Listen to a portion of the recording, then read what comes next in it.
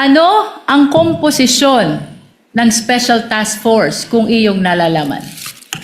Ito po ay binubuo ng iba't ibang division na pinamumunuan po ng aming pong team leader na Deputy Director for Operations at dalawa po na assistant team leader sa pangunguna po ng Assistant Director namin for Investigation at Assistant Director for Intelligence po. Nabanggit mo ang team leader at assistant team leader ng Special Task Force. Sino naman ang mga miyembro ng Special Task Force kung iyong nalalaman? Your Honor, hindi po sino, kundi ito po ay mga grupo, specific units po. Isa na po rito ang National Capital Region Division namin, ang Cybercrime Division po namin, ang aming pong OCTD, Organized Crime, Transnational Crime Division, ang TID po at ang CFD. Mr. Witness, nabanggit mo ang National Capital Region Division.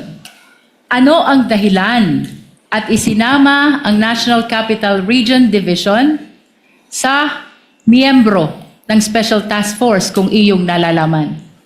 Sapagkat ang pag-iimbestiga po at ang continuing na surveillance ay tungkol sa banta sa kaligtasan po ng ating Pangulo at ang primerong opisina at tirahan po ng ating Pangulo ay nasa National Capital Region, kung kaya naman po ating pong isinama rito ang National Capital Region bilang miyembro po ng Special Task Force na ito.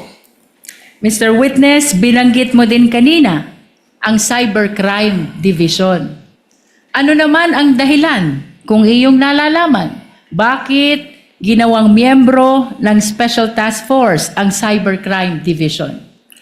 Ang Cybercrime Division po ay kasama dito sa task force na ito sapagkat marami po ngayon na nabanta na pumapasok po sa ating Pangulo sa pamamagitan po paggamit ng social media platform at ang CCD po, sila po yung may karanasan at kaalaman po na sapat para bantayan po ang mga bantang papasok dito sa pang-araw-araw po. Mr. Witness, binanggit mo din ang Organized Transnational Crime Division. Ano naman ang dahilan at isinama ito sa Special Task Force kung mayroon man? Hindi naman po lingid sa atin na ang ating Pangulo ay may mga pagkakataon na lumalabas ng ating bansa at nagbabiyahe na kung saan ay ating pa rin pong tungkulin na bantayan ang kanyang seguridad kahit siya ay nasa labas sa ating bansa.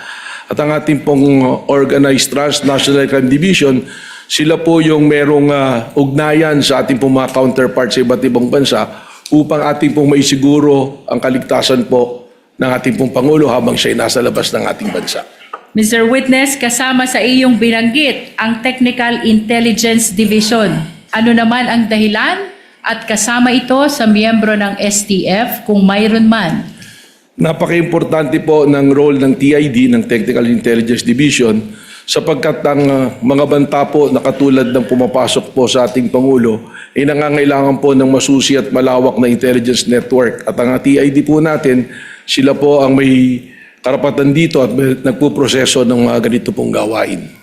Bilang huli, Mr. Witness, binanggit mo din ang Digital Forensic Laboratory Division. Ano naman ang dahilan at isinama ito sa miyembro ng Special Task Force? Importante po ang kanilang role dito sa task force na ito sapagkat lahat po ng mga ebidensya na ating makakalap, lalong-lalo na nakailangan pong idaan sa forensics o pagsusuri na technical, sila po ang dibisyon na maaari pong gumawa ng pagsusuri na ito. Maraming salamat sa iyong paglilinaw kaugnay ng komposisyon ng Special Task Force. Mr. Witness, anong mga pagkakataon kailangan ng NBI bumuo ng task force kung iyong nalalaman? Ang pagbuo ng task force ay yung mga immediate po na pangangailangan nating tugunan. Isa po yan. Pangalawa po rito ay kung isa ng malawakan ang isang bagay na kailangan nating tugunan at imbestigahan. At ang task force din po, kaya po ganyan kalawak kung makikita ninyo, ay kung ang nasasakupan po nito ay hindi lamang iisang lugar.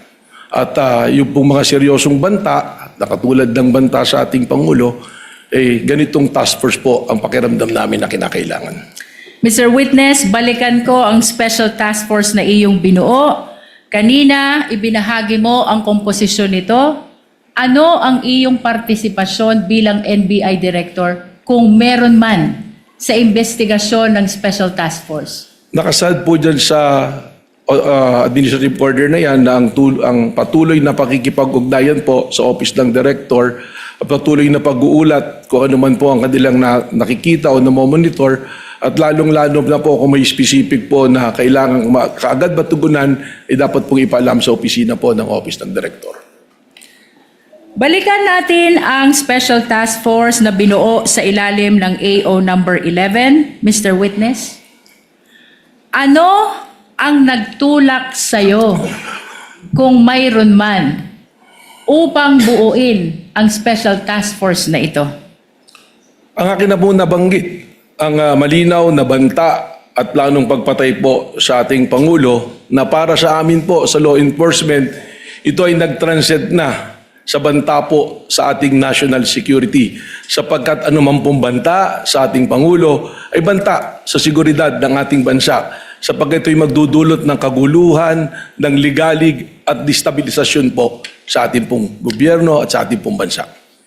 Nabanggit mo na ang banta sa buhay ng Pangulo ay banta na rin sa national security. Ano pa, Mr. Witness, kung mayroon man ang nagtulak sa'yo upang buuin ang Special Task Force na ito? May mga pangyayari po na atin pong nasaksihan na nagpatunay na ang banta ay seryoso. Katunayan po, ang aming investigasyon ngayon ay tumawid na sa hindi banta, kundi isang plano talaga na patayin po ang ating Pangulo ng Pilipinas. Sapagkat doon po sa ating mga inobserbahan na tinatawag dating open source intel, manilaw po roon ng ating Vice Presidente, sinabi mismo na siya ay kumausap na ng papatay at pumayag yung papatay na yan sa ating Pangulo ng Pilipinas.